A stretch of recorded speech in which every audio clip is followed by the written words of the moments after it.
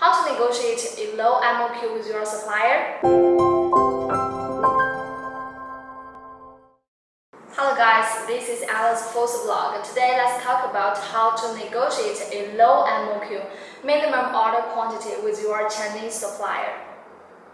How to negotiate a low MOQ with your supplier? When doing business with Chinese suppliers, MOQ is an inescapable factor we consider, since the factory startups based on your orders require the bulk purchase of materials and significant startup costs to get the machines up and running for production. They will always require a minimum order quantity to control the risks of money loss.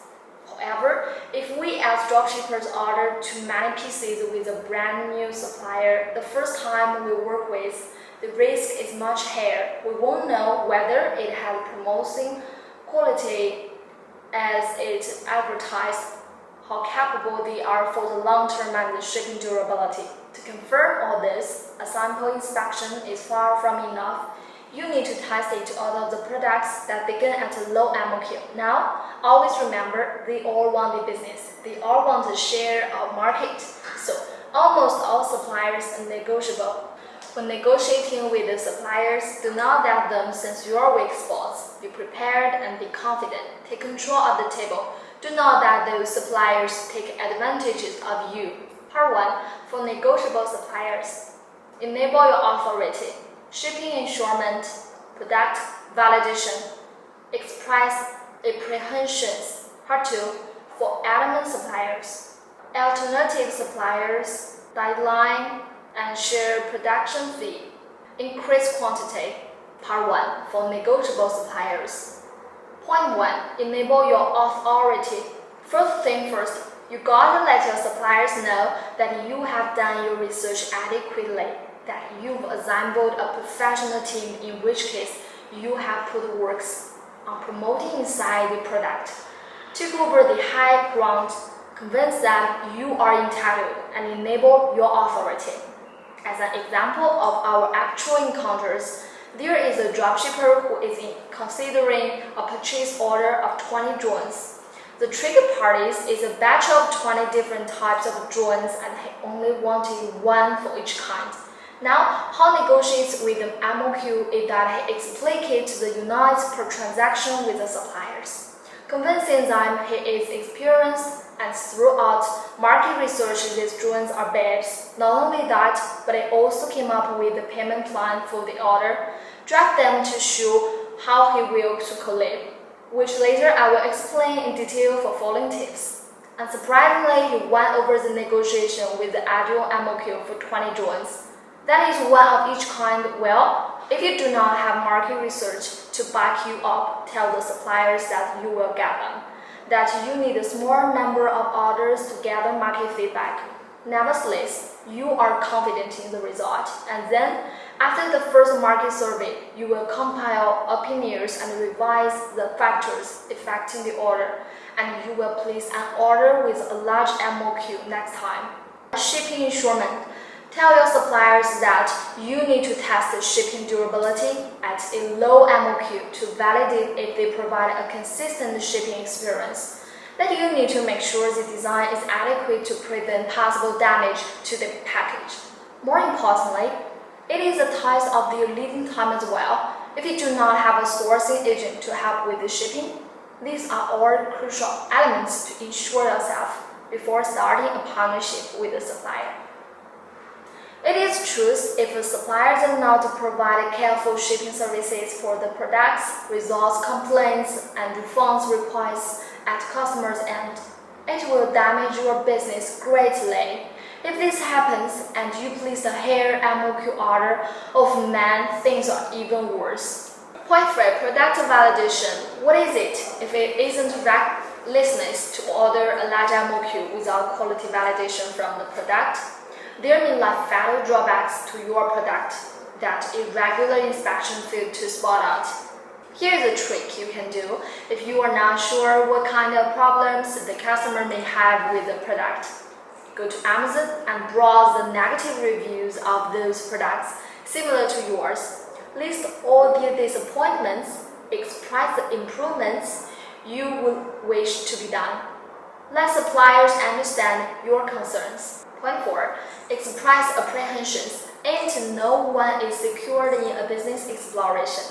The supplier will argue back that to give you a low MOQ, they will lose money in production.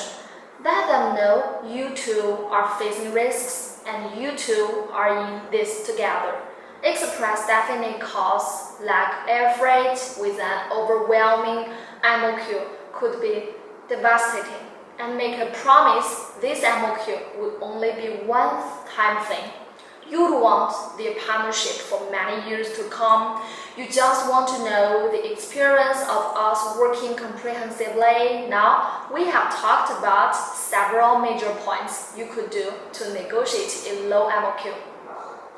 Those are more tips in communicating skills. If your supplier is understandable, then putting those tips into a negotiating table should make this easy peasy thing. However, if they are a hard stone that's hard to be persuaded, try the following tips I'm about to give in that could be more practical and persuasive. Part 2. For Adamant suppliers. Point 1. Alternative supplier. Compare the supplier you are currently negotiating with to another supplier. Make sure they realize you have a choice, that if they refuse to lower the MOQ, you are willing to walk away. Let them know you are the one who is in charge and calls dibs. Make your supplier panic a bit and push a deal of low MOQ you want to be done. Although, it is still necessary for you to find a backup supplier if the deal goes south. You got have a plan B, because your plan A may have a plan B. Whoa, that's confusing. Point 2. Deadline. Often, the situation is when negotiating, your supplier is hesitating whether to take this deal. The longer they think through the pros and cons, the higher chance they may go with a safe choice. They might also reply such things as, "My boss says no," or "We can't take the risk." What you should do is to give them a deadline, let them discuss for a moment. This tip combines with the last one to make them think you have an alternative choice will lead them to make an impulsive rash decision. Point 3. Share production fee. As I have mentioned at the beginning of this video, it takes resources as well as money for a factory to start producing your products. To make the machine up and running for your business is a fair cost. If you are really keen to make the deal happen, you can always surrender part of the profits, take responsible for parts of their setup fee, or that express the willingness you accept a slightly more expensive fee for lower MOQ order. Point 4. Increase quantity. If your supplier is as hard to be persuaded at negotiate for a bit higher MOQ than you originally thought, maybe with 100 pieces more, take a step back for both ends. It's like a sword descent off at the middle edges. You two are the knights. Know your time to attack, but also learn when is the right time to defend and make peace. Make this a zero-sum game, but not an inevitable duel that ends with someone defeated.